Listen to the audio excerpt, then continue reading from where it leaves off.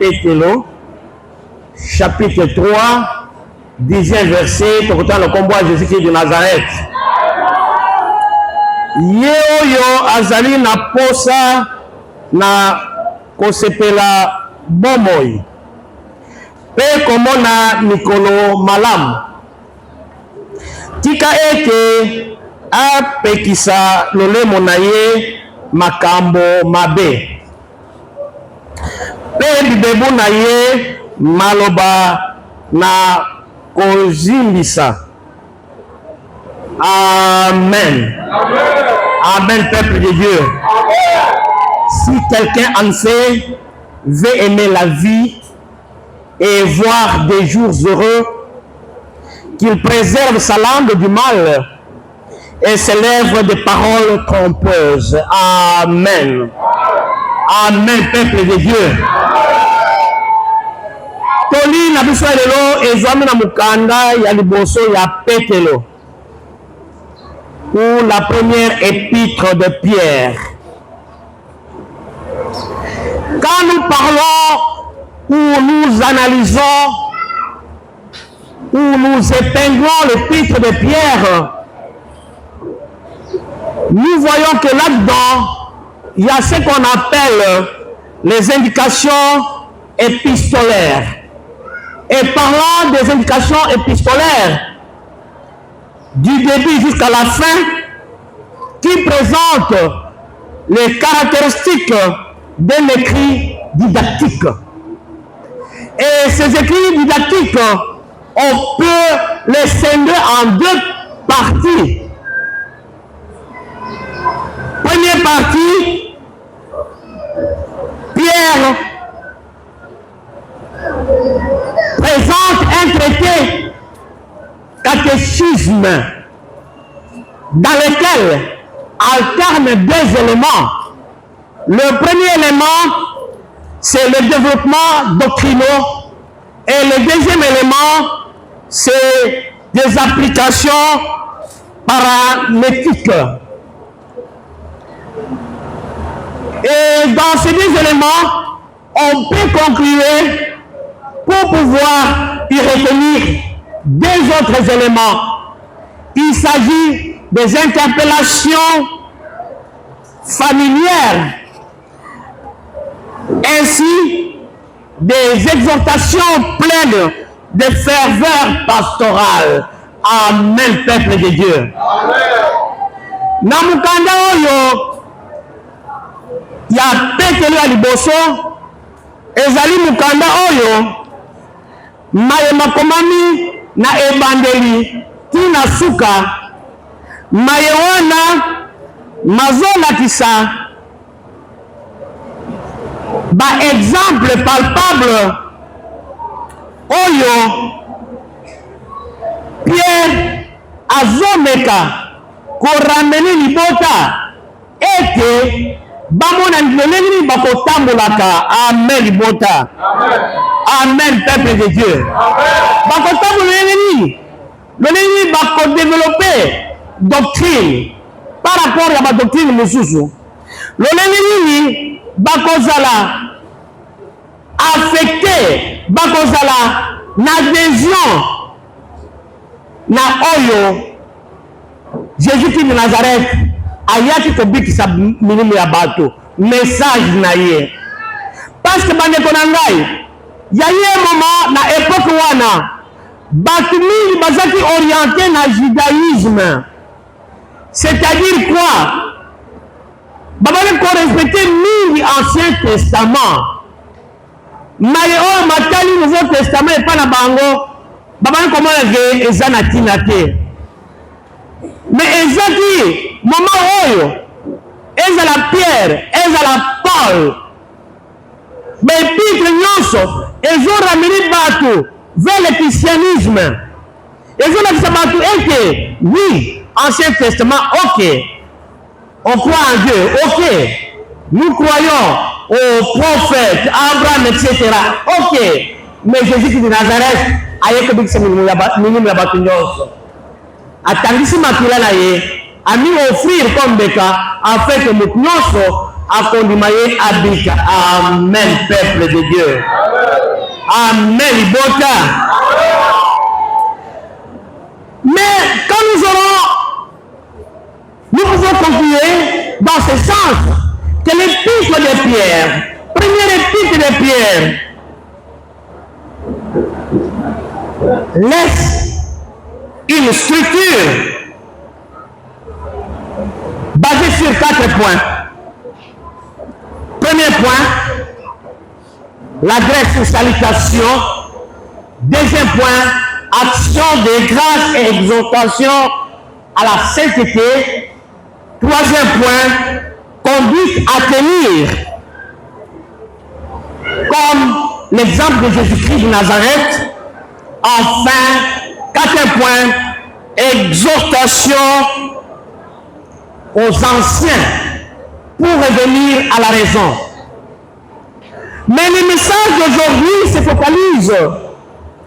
C'est un message qui se focalise sur 4 éléments. Premier élément que nous allons partager ensemble, aimer la vie. Deuxième élément, jour heureux. Troisième élément, célèbre des paroles trompeuses. Et enfin, quatrième élément,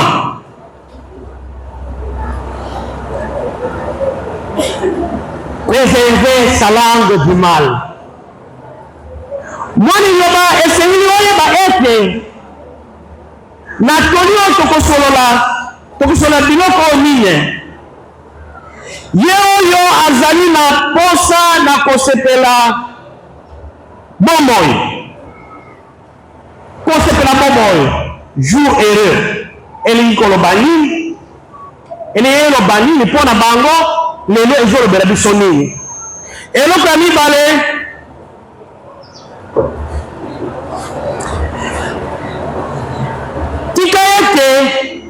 apekisa lolemo na ye makambo mabe. Kopekisa lolemo na makambo mabe elingi koloba nini. Pe libebu na ye na mabe pe asala malamu. Amen bota. Amen peuple de Dieu. Kolinga bomoi, aimer la vie. Nadie ke mutu nyonso bakela tango botani susi ya mutu nyonso eza ete akola atanga azala quand même quelque part ami ressemble na mutu songolo, soit commerçant, soit mutu wa musala, soit mais intérêt ya mutu na makanisi na ye eza ke à vivre bomoi oyo ya se. Amen. Est-ce que ça m'a bien? Pas du tout, ça m'a bêté. Mais bomoi nini bazola kisabiso. Bomoi nini eseli tolanda. Mes frères et sœurs, aimer la vie, ça ne pose pas de problème. Mais de quel type de vie? Nous avons deux types de vie. Une vie terrestre, où nous vivons tous, et une vie céleste. Mais cette vie terrestre doit être analysée de deux manières. Une vie terrestre qui reste focalisée sur les vécus du monde, sur les vécus de la chair, sur les vouloirs du monde. Et une vie terrestre qui est focalisée sur la parole de Dieu. Amen, peuple de Dieu. Moi, je ne veux pas que quand on a aussi, et ça m'a bêté. Parce qu'on a apprécié au paiement, pour être au paiement, tout le monde a un bon moyen. À cause du paiement. Mais c'est que nous avons un discernement. Il y a quoi? Vie aux gens qui ont ma belle. Vie. Et c'est que c'est ça, les autres nayo. Et ça que c'est ça mécanicien nayo. Et ça que c'est ça bon pour mutu nayo. Ko tia pembeni no balanzam. wana ezali vie terrestre ya mabe. Amen. Mais mwana liloba oyo ayebi ete ayambi liloba butu mpe moi ete azala ose esengeli bomoi na ye oyo eza malamu, ezali bomoi oyo eza focalize na botosi eloba ya Nzambe. Eza bomoi oyo butu mpe moi akolukaka bobele elongi ya tata. Eza bomoi oyo butu mpe moi akosala bobele bolamu akotika mabe.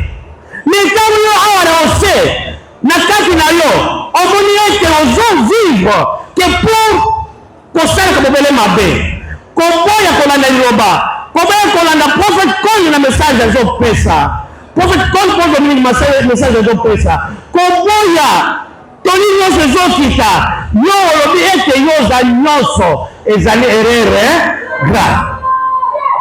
Vi ya oyo ya se eza nini, ya mabe eza nini? Pour que vi ya oyo ya se ezala vi oyo yo moko kreye mabe, ezali vi ya koyina, ya kobebisa, ya kobuma.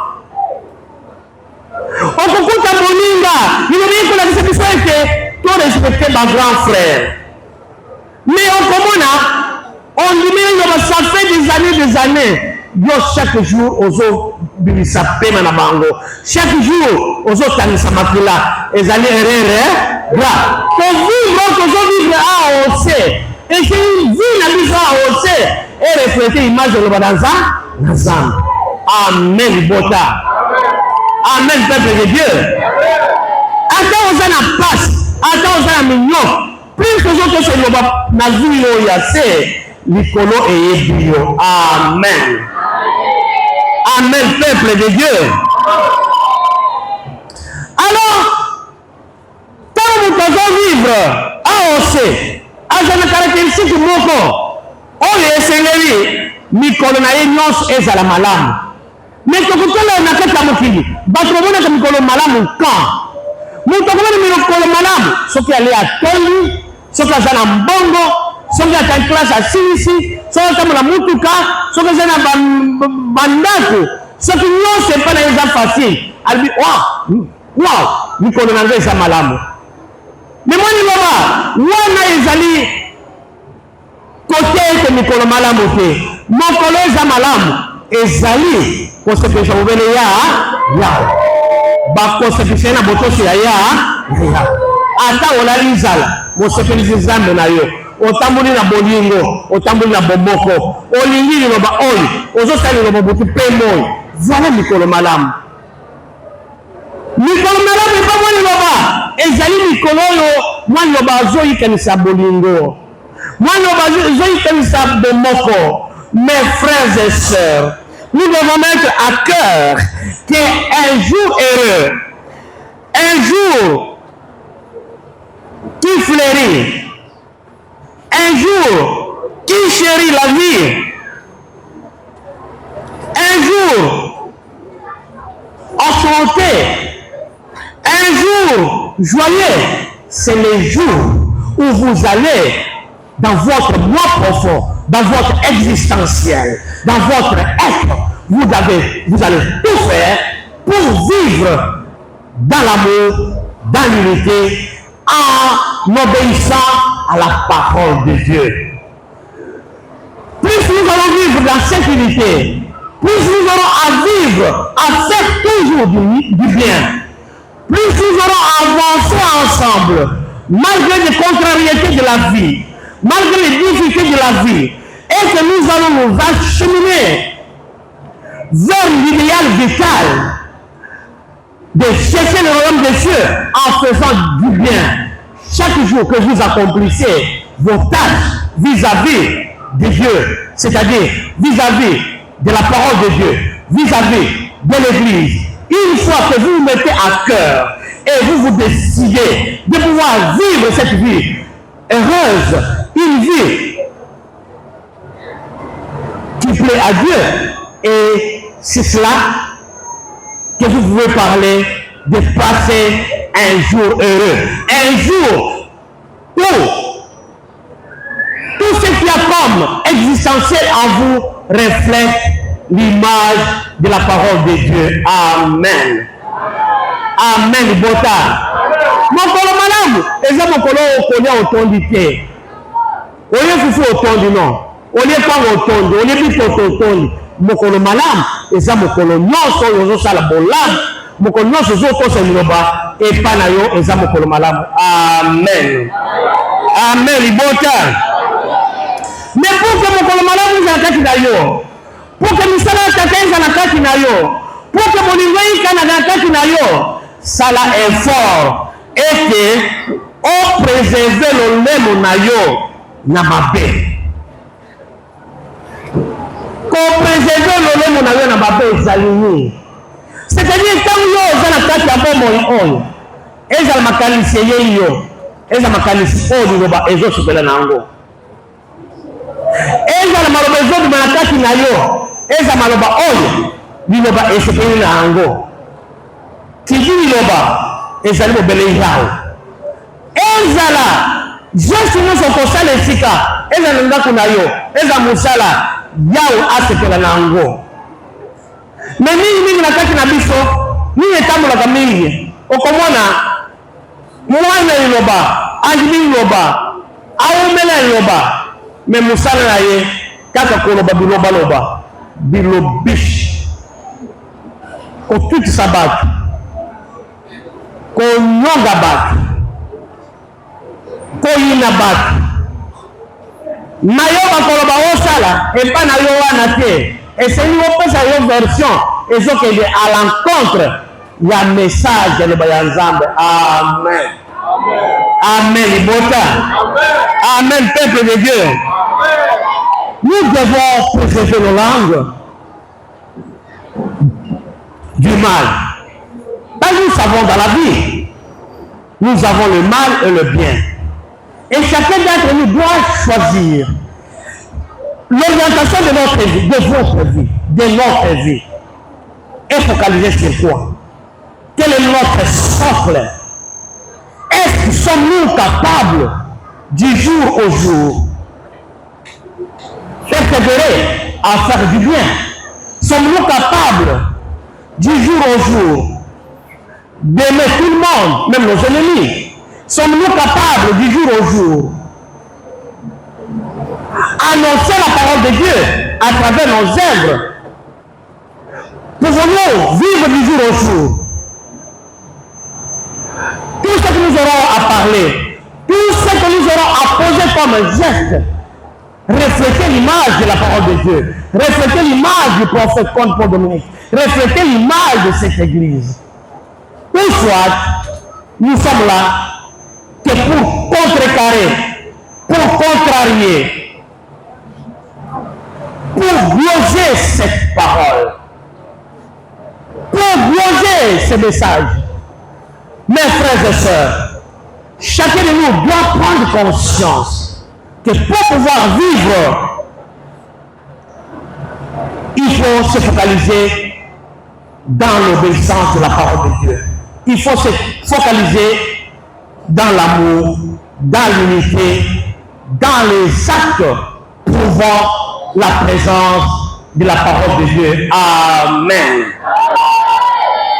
Amen. Liloba eye kolakisa moko na moko ete zela kolanda yango oyo na kati ya mikano na biso kolo ate liloba na nzambe biso nyonso yaka toyokameka liloba ya nzambe me tosala effort quoique ezoto eza bafaiblesse na yango mais nous devons faire l'émulation. Nous devons faire le dépassement de soi. Mais pour faire l'émulation, il faut que chaque personne doit à tout prix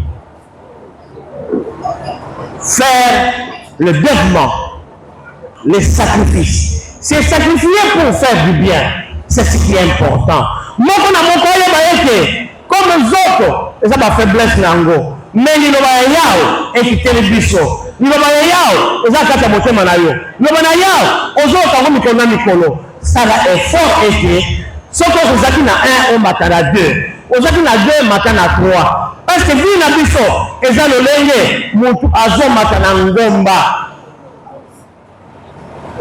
tozwi ngomba ya Limalaya. Na ngomba ya Limalaya eza ngomba oyo eza some mulayi. Ne jamais mutu akomi manase akini mbango directement akomi ke il faut komatika malembe. Okomatika malembe lolene nini? Na message ozozwa mokolo na mokolo. Amen bota. Amen peuple de Dieu. Tosuka ke osuka lobi no musato azate. Bapa soto lobi musato azate. Bapa soto li te. Du jour au jour, nous devons moutuna motu amatisa dimension ya botosi ya Banazam, amatisa dimension ya bolingo, amatisa dimension ya bomoko, amatisa dimension na misala. Amen.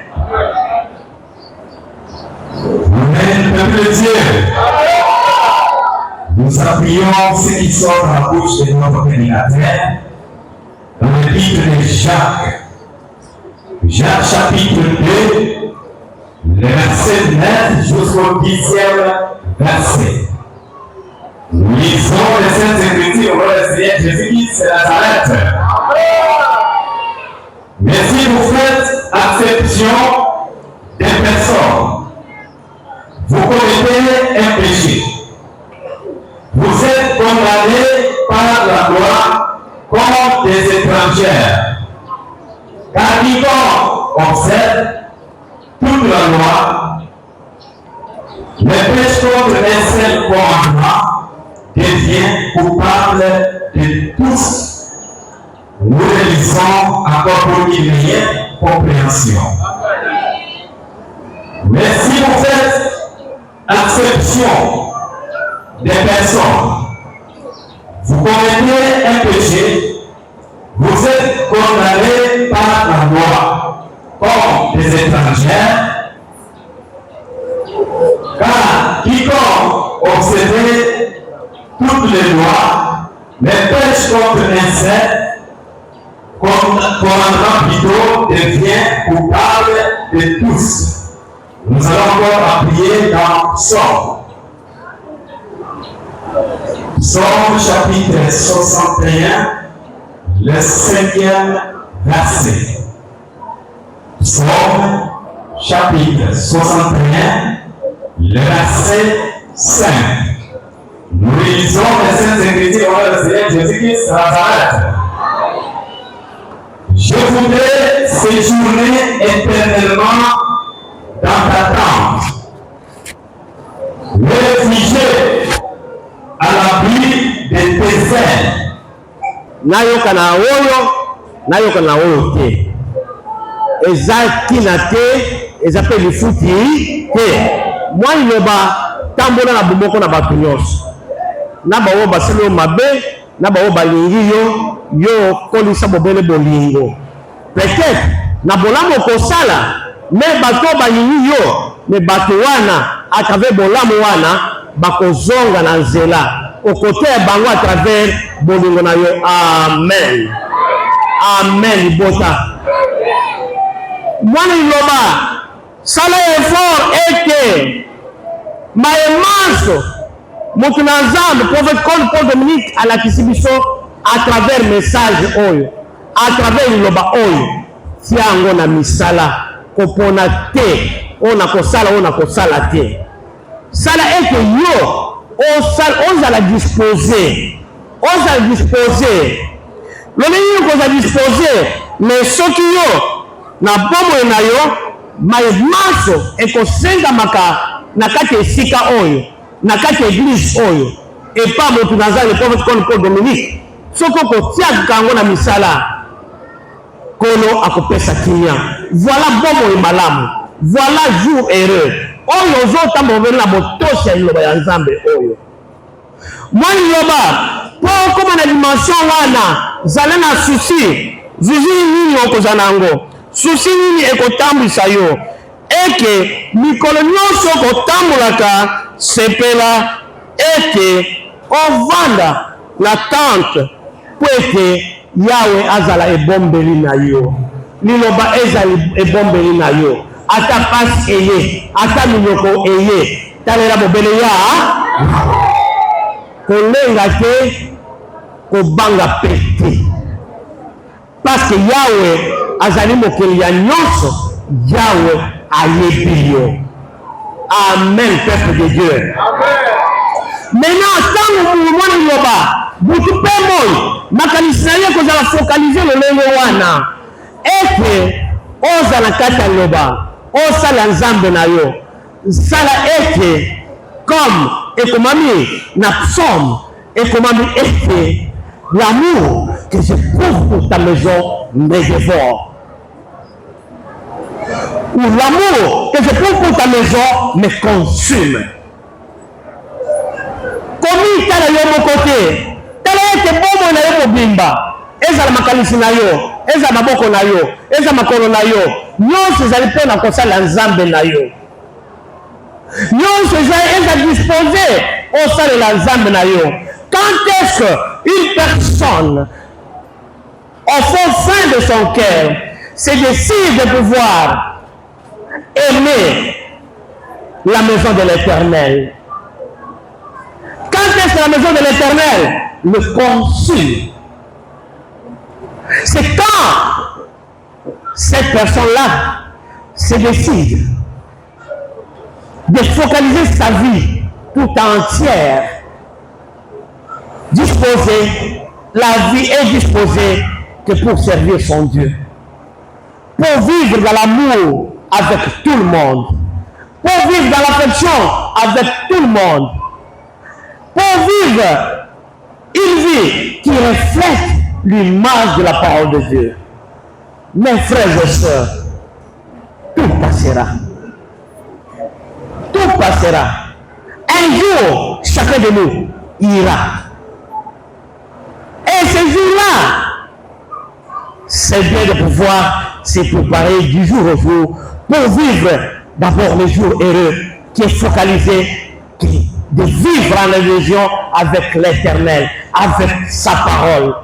Vivre en adhésion, en affection avec l'Église globale ensemble. Marcher tout droit au but pour obtenir la vie éternelle. Tout passera. Tout passera.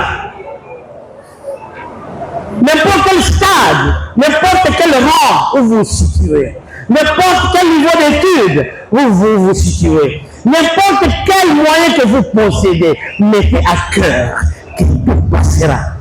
Mais ce qui est essentiel, de vivre selon la parole de Dieu, d'obéir à la parole de Dieu, vivre selon le message que nous avons reçu.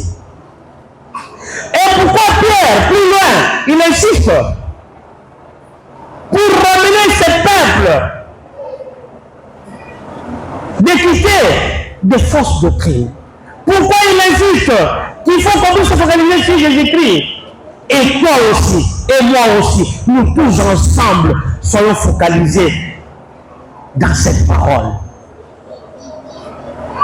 Dans nos cœurs, dans nos bouches, dans nos dires, dans nos êtres, faisons tout pour que tout ce que nous devons refléter, c'est plutôt la parole de Dieu, c'est l'amour, c'est l'unité, ce sont les œuvres que nous devons à tout prix. Une fois que vous recevez le message du jour au jour, que ce soit des prédications, que ce soit des exhortations, que ce soit des cantiques, tout ça, c'est une base de données. Et cette base de données qui doit nous servir pour pouvoir nous acheminer du jour au jour, jusqu'à ce que l'Éternel prendra le souffle de chacun selon son temps et selon son moment. Mais ce qui est important est que cette ambition que nous avons le vouloir. Dieu, nous sommes appelés pour pouvoir servir l'Éternel. Que chacun de nous doit être vigilant. Comment doit être vigilant dans ce que nous parlons, dans ce que nous préférons, dans ce que nous glosons? Et de quelle manière nous devons être vigilants? Et notre vigilance est basée sur l'obéissance de la parole. Tu te poses la question, n'importe quel acte que vous devez commettre, posez-vous la question. Ce que je commets, ça reflète l'image de la parole de Dieu. Ça reflète le message que j'ai reçu. Ça reflète l'amour que Dieu m'a demandé. Ça reflète l'unité de cœur que l'Éternel nous demande. Voilà le socle de notre vie. Voilà la différence qui doit apparaître à chacun de nous. Partout où vous êtes, même dans vos quartiers, même si vous êtes avec des frères et sœurs qui ne prient pas avec nous, oui, ce sont les créatures créées par Dieu. C'est comme l'homme de Dieu un jour, il parlait dans l'exhortation, que oui, il y a des personnes qui ne viennent même pas à l'église, mais en eux sont remplis d'amour. Ce sont nos frères. Dieu est avec nous. C'est-à-dire, Dieu est avec eux. C'est-à-dire, vous ne pouvez pas créer du schisme, même au sein des groupes, même au sein des communautés, même au sein de la famille. Une personne qui crée des divisions, une personne qui sépare les hommes, une personne qui frustre les gens. Mettez à cœur que l'Éternel t'interpelle aujourd'hui de pouvoir, à la place de la haine, mettez l'amour. À la place des divisions, mettez l'unité. Amen. Comme on a toujours chanté. Et tala, l'oku les animalamo.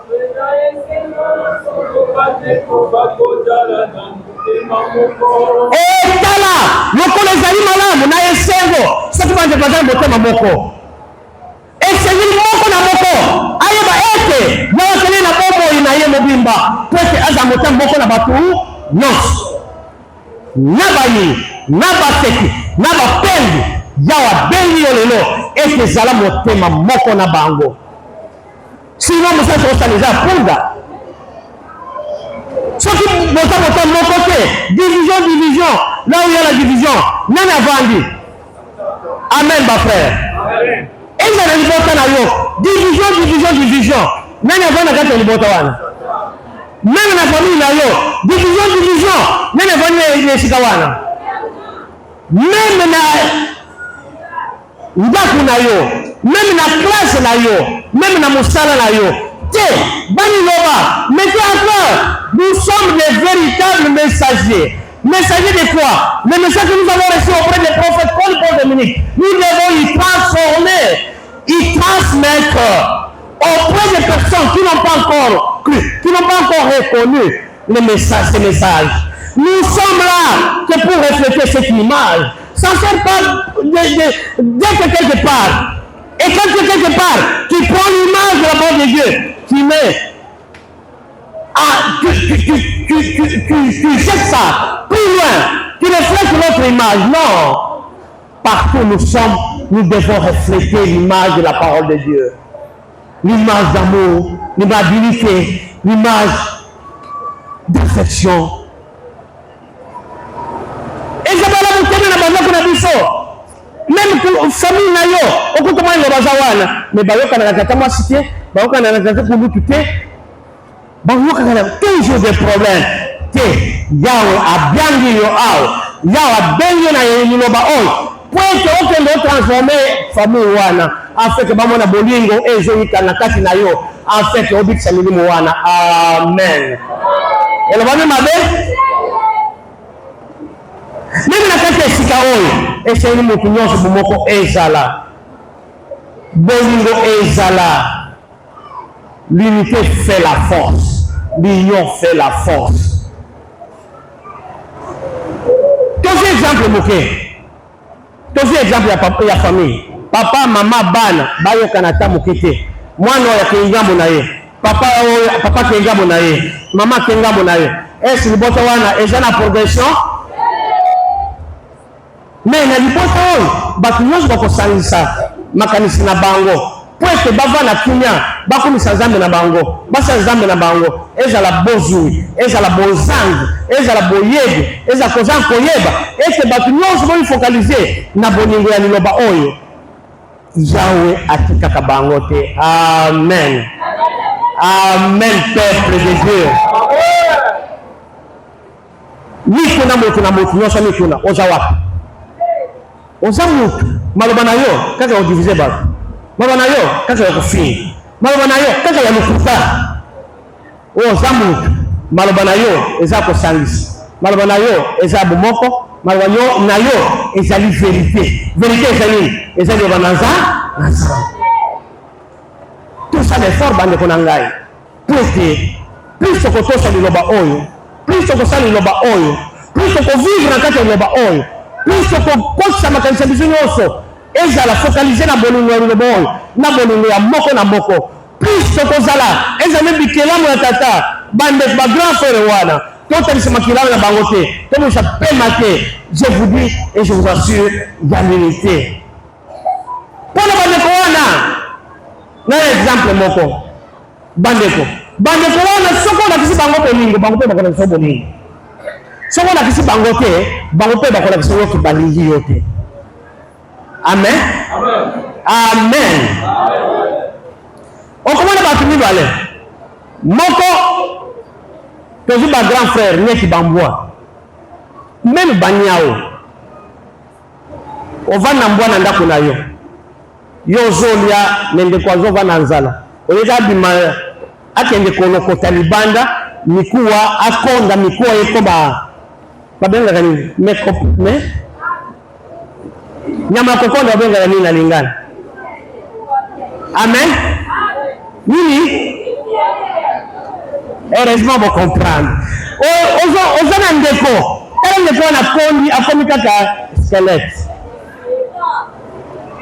mais yo wana ozolia et puis soko zolia ozobenga na ye te tolinga bango obi soko olingi bango meme obili kozonga na yo bakoyamba yo esika ovandi bakokovanda na yo mais soko zaka ozonyokola kobenga na konyokola yo ovandi bango basali bakokima yo akovandi pembeni na yo te tolinga mpe bikelamu nyonso ya tata kono akotita biso te. Na kati ya kolinga esei misala ezala na kati ya misala nkolo pambola libota modimba. Amen. Tozobunda botu pe moi.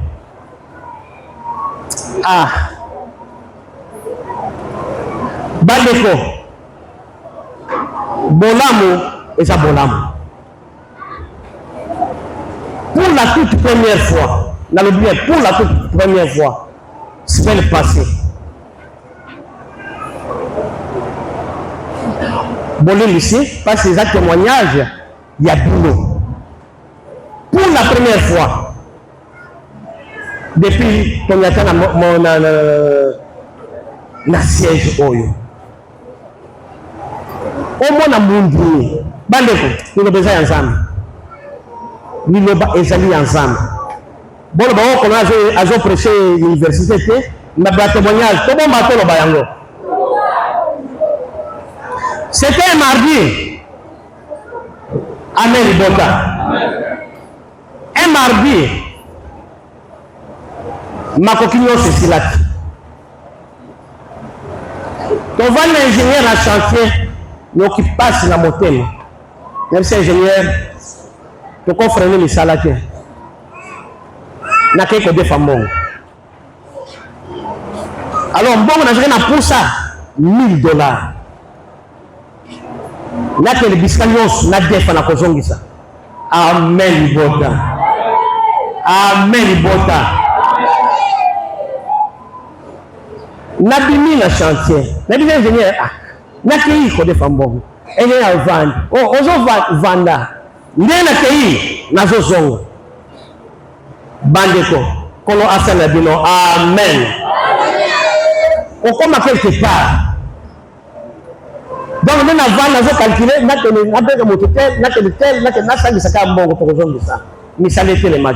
bande konangai na une place la vente na mande ko moko aye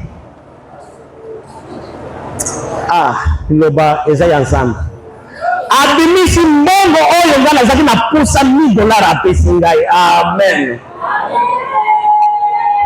Mutu moko abimisi $1000 na tanko mbona yete abi mokolo ne uza pusa ni ya pusa ciment ou mabende akei azongi abisi enveloppe a pesinga alobi zwa 10 sacs ya ciment alobi 100 sacs me ngana yo kité. La 17 sacs té. Oh 10 sacs té. Et ça valeur il y a combien? Il y a 100 sacs. La bisimbo on a compté $1000 pour la connaître que le bon il y a ça. Et où tu n'as monté moko. L'ingili pe moko. Bandeko, plus que ça focaliser à ça l'ensemble na biso. Est-ce qu'il y a encore ça là té?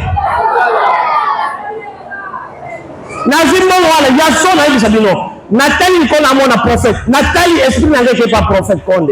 Elle dit ah papa, merci de me répondre. Na poussé à mon thème. De fils na continue qu'on a tourné. Na quelque somba ma bende ko somba allez misala yezo évoluer. Comment ko sala te? To matisa misala. To matisa bolingo, to matisa bomoko. Kolo akopambola moko na moko. Amen. Kolo akozana ye longo. Soko otie bolingo, otie bomoko, otie misala. Kolo akozana moko na moko.